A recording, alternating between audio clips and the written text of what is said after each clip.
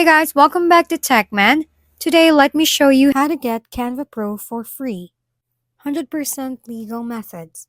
The other day, I was inside Canva trying to use the background remover, and of course, it's one of those features that politely reminds you that Canva Pro exists.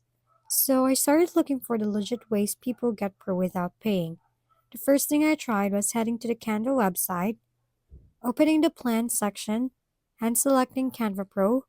Right there, you see the option to start the Canva Pro free trial, which unlocks all the premium tools for a limited time.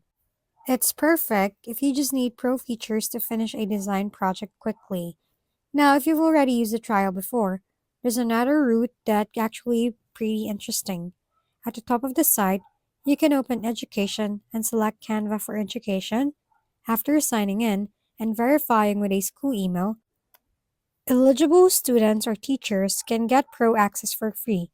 Honestly, once you try resizing the signs with one click, regular Canvas suddenly feels very basic.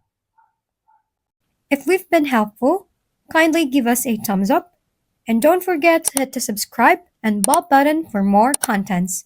For any questions and suggestions, comment down below.